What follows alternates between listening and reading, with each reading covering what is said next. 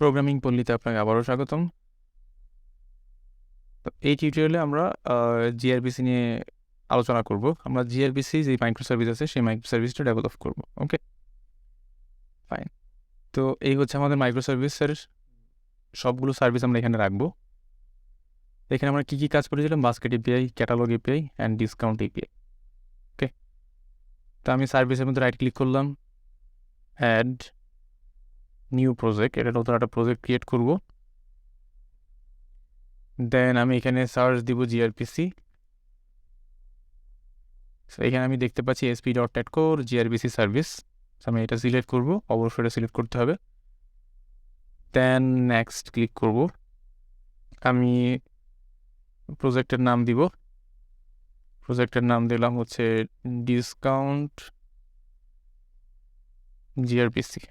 ওকে, discount জিআরপিসি। অবশ্যই check করে নিতে হবে যে আমার লোকেশনটা ঠিক আছে কিনা। ওকে, আমি এখানে ক্লিক করলাম, লোকেশনটা আমার হওয়ার কথা সোর্স, দেন হচ্ছে সার্ভিসেস। তো এর মধ্যে আমার লোকেশনটা হবে। আমি এখানে এটা সিলেক্ট করে দিলাম। আমি আবারও দেখে নিচ্ছি সোর্স, সার্ভিসেস, দেন হচ্ছে নেক্সট। ওকে, তা আমাদের মেইন ফোকাস হচ্ছে .NET 7। আমরা .NET 7ই হচ্ছে আমাদের মাইক্রো সার্ভিসটা ডেভেলপ করব, সেই জন্য এটাই সিলেক্ট করলাম। বাট আপনাদের যদি অন্য কোনো ফ্রেমওয়ার্ক থাকে আপনারা চাইলে সেটা চুজ করতে পারে। দেন হচ্ছে ক্রিয়েট, বাকি যা আছে ঠিকঠাক থাকুক, প্রবলেম নাই, বাই ডিফল্ট যা আছে তাই থাকুক। দেন আমি ক্রিয়েটে ক্লিক করলাম। আমাদের ডিসকাউন্ট যে জিআরপিসি আছে সেটা ক্রিয়েট হয়ে গেল। ওকে, ফাইন। তা আমি যদি এখানে দেখি ডিসকাউন্ট জিআরবিসি, সো টার্গেট ফ্রেমওয়ার্ক যেটা আমরা দেখেছিলাম .NET 7 সেটা নিয়েছে। আর এখানে কিছু বাই ডিফল্ট যেটা থাকে কিছু প্রোটো ফাইল আছে। আমরা প্রোটো ফাইল নিয়ে আলোচনা করব, প্রোটো ফাইল কি এখানে ডিসকাস করব। তো তার আগে যেটা করতে হবে, আমি এটাকে রাইট ক্লিক করলাম, প্রপার্টিসে যাব, দেন এখানে ডিবাগিংয়ে আসবো, ডিবাগে আসলে open debug launch profile UI. এই জায়গায় এসে আমি দুইটা প্রোফাইল দেখতে পাবো, HTTP HTTPS।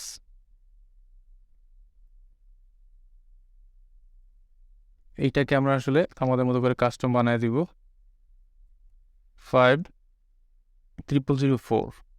এইটা হচ্ছে আমাদের অ্যাপ ইউআরএল। ওকে, দেন HTTPS এর মধ্যে সেটা সিলেক্ট করে সেট করে দিব, দুইটা যাতে এটা হয়। এখানে HTTPS, দেন হচ্ছে সেভ কর। আমি আবারও চেক করে দেখব সেটা ঠিক আছে কিনা। সেটা দেখার জন্য আমাকে যেটা করতে হবে,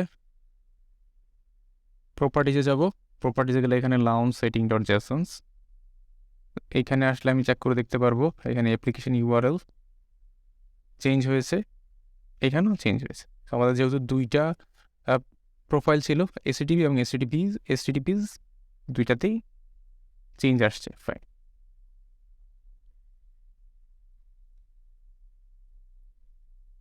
তো অলরেডি আমরা ক্রিয়েট করে ফেললাম আমাদের ডিসকাউন্ট জিআরপিসি, যে মাইক্রো সার্ভিস আছে সেই মাইক্রো সার্ভিসটা।